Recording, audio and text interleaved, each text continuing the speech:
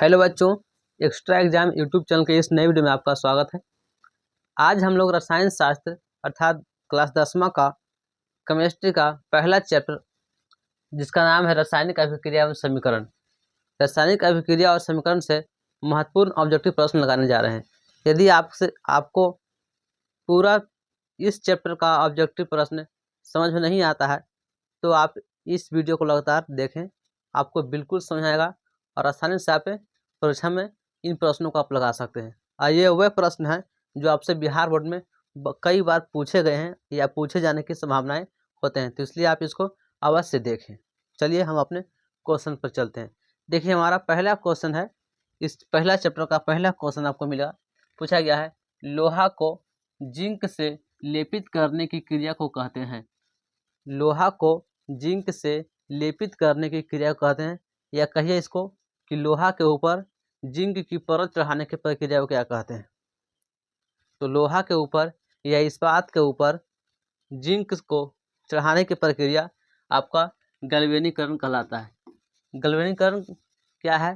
तो ये लोहा को संक्षारण होने से बचाने का उपाय है, अर्थात लोहा को जंग लगने से बचाने का एक उपाय है, इन तरीका है जिसे हम लोग गैल्वेनीकरण कहते हैं। इसमें लोहा के ऊपर एक जस्ता या जिंक के परत चढ़ा दिया जाता है। क्लियर है? आपका ऑप्शन हुआ बी। संक्षारण क्या है? तो संक्षारण तो जंग लगने की उपाय है, मतलब जंग लगने का तरीका, तो जंग लगता है उसी को संक्षारण कहते हैं, या जंग लगने की प्रक्रिया कहें कि लोहा के ऊपर जंग लगने की प्रक्रिया संक्षारण कहलाता है। क्लियर है? ये पानी में चढ़ाना तो कोई केमिस्ट्री में कोई ऐसा शब्द नहीं है, इलेक्ट्रोपेंटिंग ही है। ये विद्युत अपघटन है कि किसी पदार्थ के विद्युत अपघटन के द्वारा उसको क्या कहते हैं, अलग किया जाता है। तो आपका ऑप्शन यहाँ हुआ बी। क्लियर है? पहला का ऑप्शन होगा बी। चल दूसरा प्रश्न पर चलते हैं। दूसरा हमारा प्रश्न क्या है? देखिए, प्रश्न है, सिल्वर क्लोराइड का रंग क्या है? सिल्वर क्लोराइड का रंग क्या है? तो आप देखिए, सिल्वर क्लोराइड का रंग ऑप्शन ए होगा आपका, श्वेत होता है।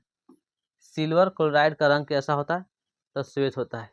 सिल्वर क्लोराइड का रंग कैसा होता है? श्वेत। लेकिन यह सूरज के प्रकाश से अभिक्रिया करके ये हल्का धूसर रंग या मटमैला रंग का हो जाता है। लेकिन जो सिल्वर क्लोराइड बिना अभिक्रिया से पहले कहा जाए तो आपका इसका आंसर होगा, कैसा रंग है? तो श्वेत है।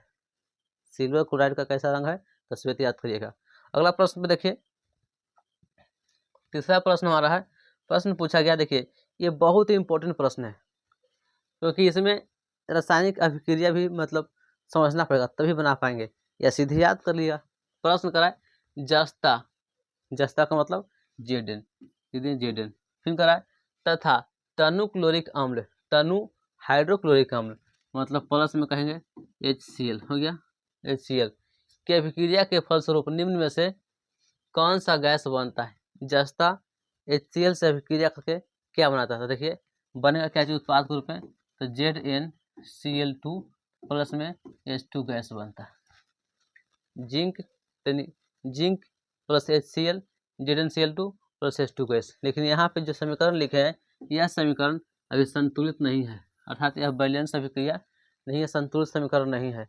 इसको संतुलित करने के लिए देखना पड़ेगा कि दोनों अणुओं की संख्या क्या है, परमाणुओं में अणुओं की संख्या क्या है। देखिए, यहाँ H 2 गो है, इधर H 1 गो है, तो में 2 देना पड़ेगा, 2 से गुना करना पड़ता है। देखिए, यहाँ 2 गुना किए तो क्लोरीन भी 2 गो हो गया, तो यहाँ भी क्लोरीन 2 गो है। चलिए, कोई दिक्कत नहीं, ठीक है। तो आपका ऑप्शन क्या हुआ? देखिए, पूछ रहा था क्या चीज कि कौन सा गैस बनता है, तो ऑप्शन देखिए कौन सा गैस बना? हाइड्रोजन गैस बना। ऑप्शन है H2। क्या गैस बना? H2। क्या बनेगा? तो जिंक क्लोराइड बनेगा। नया उत्पाद क्या बनेगा? जिंक क्लोराइड बनेगा। लेकिन गैस के रूप में कौन सा गैस निकला? तो बोलेंगे H2 गैस। यानी धातु में कहेंगे ये हाइड्रोक्लोरिक अम्ल से अभिक्रिया करके हाइड्रोजन गैस मुक्त करते हैं। क्लियर है? अगला प्रश्न पर चलते हैं। देखिए, अगला प्रश्न क्या पूछा गया, इसको ध्यान रखिएगा, इस समीकरण को साथ साथ याद रखिएगा। आपको अगला प्रश्न, चौथा प्रश्न पूछा गया है, निम्नलिखित में से कौन एक दहन अभिक्रिया है? दहन अभिक्रिया किसको कहते हैं? तो दहन एक प्रकार का रासायनिक अभिक्रिया है जिसमें ऊर्जा, ऊष्मा के साथ साथ ऊर्जा और प्रकाश दोनों निकलता है। मतलब ऊष्मा निकलता है ऊर्जा के रूप में और उसके साथ प्रकाश निकलता है, दोनों निकलता है। तो देखिए, ऑप्शन पर चर्चा करते हैं। ऑप्शन क्या है? ऑप्शन है जल का उबलना। देखिए, जल को उबालते हैं पानी को खौलाते हैं फिर पानी ठंडा हो जाएगा, तो रासायनिक अभिक्रिया नहीं, रासायनिक परिवर्तन नहीं है, फिर से ठंडा हो जाएगा, तो इसको कहेंगे भौतिक परिवर्तन हुआ। जल उबालते हैं फिर ठंडा हो जाता है। हाँ, लेकिन जब वाष्प में बदल जाता है तो कहेंगे वो भी क्या है, एक प्रकार की प्रक्रिया जिसमें वाष्प है जो जल है जो वाष्प में बदल जाता है। दूसरा है मोम का पिघलना। मोम का पिघलना, जैसे जल इसमें जलता है तो उसमें जल का उबलने में उष्मा होता है, लगाते हैं, लेकिन जल उबलता है तो उसके अंदर जल में उष्मा आ जाता है, लेकिन उसमें प्रकाश नहीं आता है जल में। मोम का पिघलना, जब मोमबत्ती पिघलता है तो पिघल जाता है, ऐसा नहीं सोचे कि मोमबत्ती का जलना अलग है, पिघलना अलग है। मोम पिघलता है, तापमान दीजिएगा तो मोम रखा हुआ है वो अपने से पिघल जाएगा, तो वहाँ भी प्रकाश नहीं निकलता है। तो आपका हुआ पेट्रोल का जलना। हाँ, जब पेट्रोल जलता है तो वहाँ उष्मा भी निकलेगा और प्रकाश भी निकलेगा, तो आपका ऑप्शन सही होगा, सी हो गया, पेट्रोल का जलना।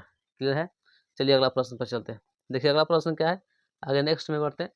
साग सब्जियां, देखिए ये प्रश्न नॉर्मल है, इससे बच्चे साधारण कंफ्यूज हो जाएंगे, कंफ्यूज होकर इसको छोड़ देंगे, लेकिन छोड़ना नहीं है, इसको बढ़िया से बनाना है।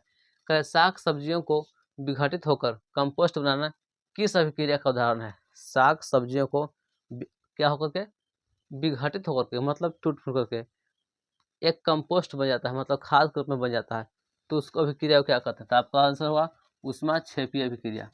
उष्मा क्षेपीय अभिक्रिया कहने का मतलब हुआ उष्मा का त्याग होता है, मतलब जितना भी साग सब्जियां गल करके कंपोस्ट बनता है, मतलब खाद बनता है, तो उसमें से जो उष्मा है उष्मा क्या होता है, त्याग हो जाता है। तो आपका ऑप्शन कौन होगा? बी, उष्मा क्षेपीय अभिक्रिया। उष्मा शोषित तो नहीं होगा, क्योंकि उष्मा थोड़े उसका कंपोस्ट में उष्मा नहीं दिया जाता है, इसको गला के बनाया जाता है, तो उसमें क्या होता है, एक उष्मा विशेष प्रकार का निकलता है, इसलिए उसको उष्मा क्षेपीय अभिक्रिया कहते हैं। उष्मा निकलता है, उष्मा का त्याग होता है, यही कारण से इसको कहते हैं कि ये क्या है, उष्मा क्षेपीय अभिक्रिया है। उभय भी नहीं होगा, प्रतिस्थापन अभिक्रिया नहीं होगी, जिसमें प्रतिस्थापन में एक यौगिक दूसरे यौगिक को विस्थापित करता है। चलते अगला प्रश्न को, याद रखिए इसका उष्मा क्षेपी प्रश्न में पूछा गया प्रश्न है, इसलिए इसको ध्यान दीजिएगा। प्रश्न पूछा गया है, निम्न में से कौन सा उत्पाद लेड नाइट्रेट को गर्म करने में प्राप्त होता है? अर्थात लेड नाइट्रेट को गर्म करेंगे तो क्या बनेगा? तो देखिए लेड नाइट्रेट क्या है, तो PbNO3 इंटू हॉल 2, ये हो गया लेड नाइट्रेट। इसको गर्म करेंगे अर्थात इन प्लस में उष्मा देंगे या गर्म करेंगे, प्लस में उष्मा लेते हैं, यहाँ पे उष्मा का चिन्ह देते हैं गर्म के, तो क्या बनेगा इसमें? तो बनेगा आपको लेड ऑक्साइड बनेगा प्लस नाइट्रोजन डाइऑक्साइड गैस मिलेगा प्लस ऑक्सीजन गैस मिलेगा। ये समीकरण जो बनाए संतुलित समीकरण नहीं है, इसको संतुलित करना पड़ेगा। हालांकि संतुलित करने के लिए आपको लॉन्ग वीडियो में सिखाया जाएगा एक सेपरेट वीडियो के द्वारा।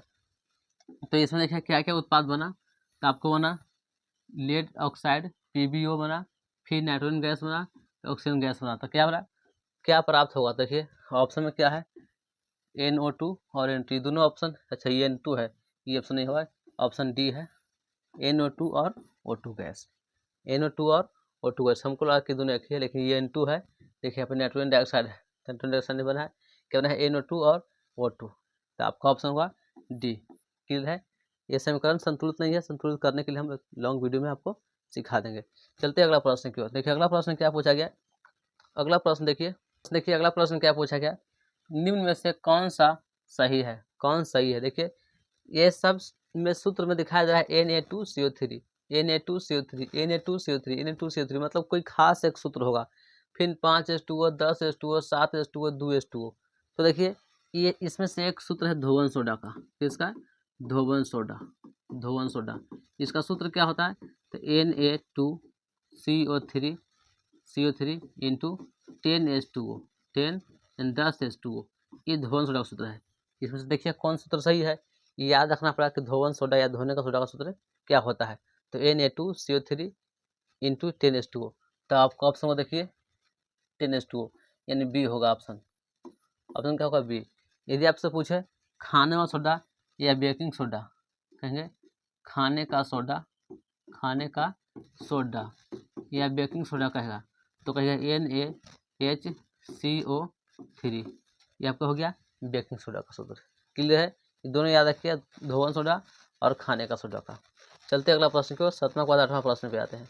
8वां प्रश्न क्या पूछा गया, 8वां प्रश्न पूछा गया, देखिए निम्नलिखित अभिक्रिया में अपघटन अभिक्रिया कौन है, मतलब कौन सा अपघटन अभिक्रिया है?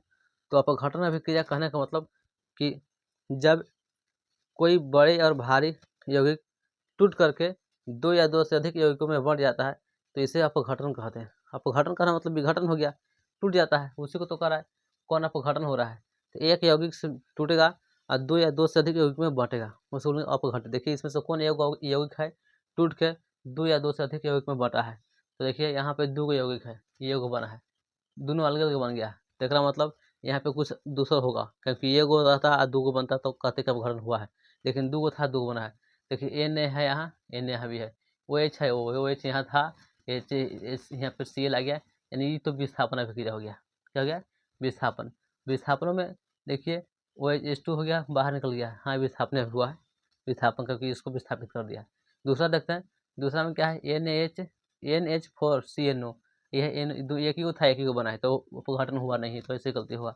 अगला देखिए यह KClO3, KClO3 KCl plus O2 है ना, KCl प्लस O2 बन गया है, मतलब एक यौगिक था टूट करके दो यौगिक में, यही भी अपघटन हुआ है, यानी ये भी एक यौगिक था टूट करके दो यौगिक में बना है। यानी पोटेशियम क्लोराइड का विघटन, मतलब विघटन हुआ है, पोटेशियम क्लोराइड का विघटन हुआ है, उसमें देने पर विघटित होता है KCl और O2 में।